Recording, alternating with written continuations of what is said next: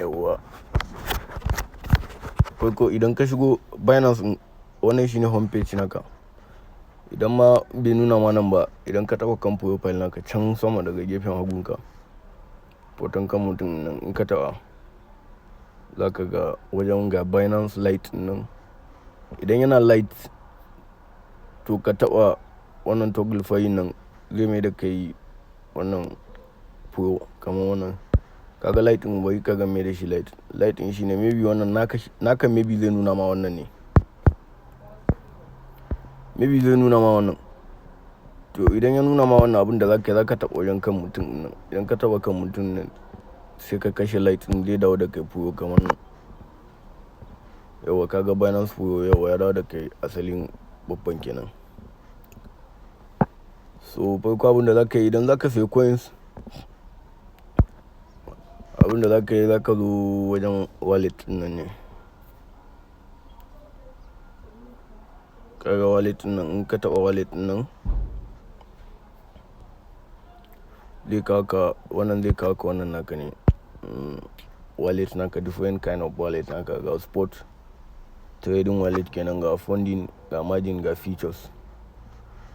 To idan za ka sayi coin, za ka zo funding wallet nan. Idan ka taɓa funding wallet nan, zai kama options kamar kaga p2p waye. To a p2p nan shine za mu saya, ma'ana peer to peer kenan.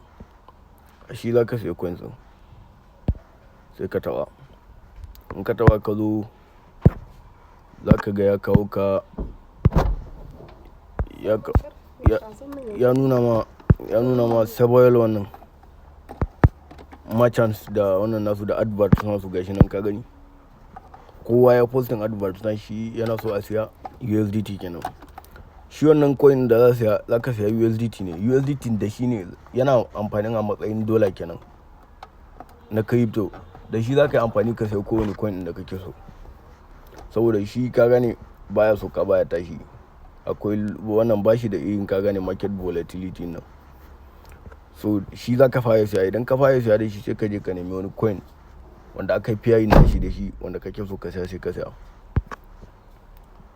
To yanzu abin da za ka yi yanzu bayan haka, sai ka duba merchant ɗin da ya ma wanda kuma kuɗinka ko baka wanda ya sa limit nashi daidai da kuɗinka. Ma'ana yanzu kaga wannan na farkon Josi nan. Idan ka gani, za ka ga wannan nashi limit nashi 1225 ne. Quantity gaba ɗaya da yake da shi 98 USDT ne. To let's say yanzu ina so in siya USDT na 20,000. Ko sai in fara duba a wanne ne limit ɗin wanda 20,000 zai yi falling. Kuma a wanne ne wanda like bayan 20,000 zai yi falling, a wanne ne wanda like zanga wanda cheap wannan nashi price nashi is cheap. Ka gane? To sai ka dinga tafiya.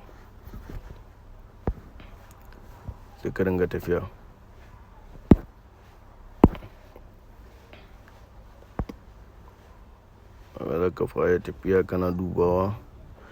Kaga idan ka zo wannan na biyun nan kaga 1,000 to 1,470. Wayannan duk kaɗan suke sayewa. To yau ga wani mai 20,000. Amma za ka siya a dala 601 ne pricing. Ka gane? To ga 20,000 to 26. Kaga wannan za ka iya siya. Sai ka shiga. Wani ya siya wannan. Za ka yi ta dubawa ne. Ka yi ta dubawa ka ga har ka shiga mai kan wanda zai zo yi dace da wannan naka. Ka sani. Ka dalan ma ya tsara wallahi sosai. Kaga wannan gashi 6,000 to 14. To let's say kawai a ce yanzu ina so in siya na 10,000 ne. Kaga wannan 6,000 to 14 ba. Saboda ina so in ma example ne. Sai ka shiga 6,000 to 14. Yawwa idan ka zo nan gurin, sai ka danna 10,000. Amount 10,000 in kasa 10,000. Kaga wannan wani yayi ga siya da zan ma da shi. Bai mu je mu ƙara dubo ne. Abin ana kwashewa da wuyin wani ya sa. Kaga bai mu ga wani mai 20,000 a nan gurin bai mu siya. Ka gani an wannan ma yi ga an kwashe. Abu ne kaga akwai high demand na market din shi yasa kake gani gaba ɗayan mutane.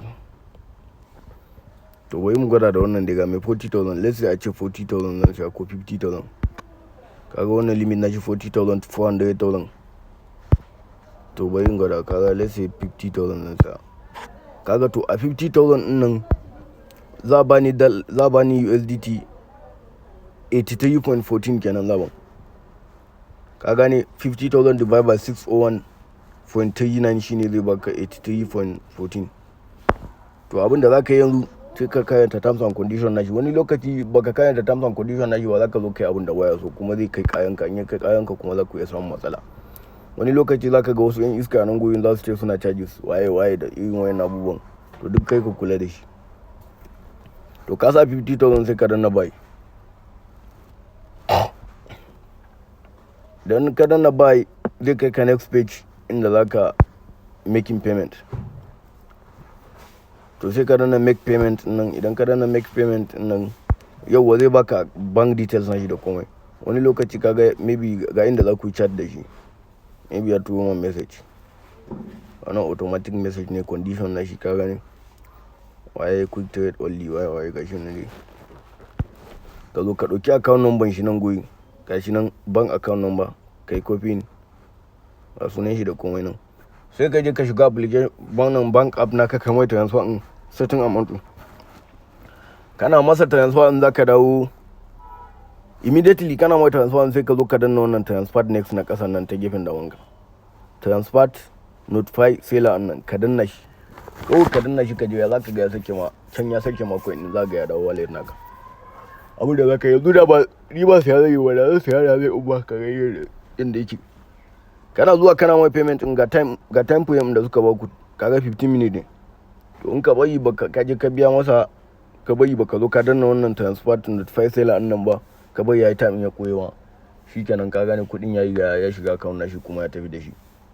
to ka zo ka same shi ma ka gane zaka sha wahala in dai ba ya posting advert ba. to kana mai transfer sai ka zo ka danna wannan abun, ka je ya zaga ya zo ya sake ma,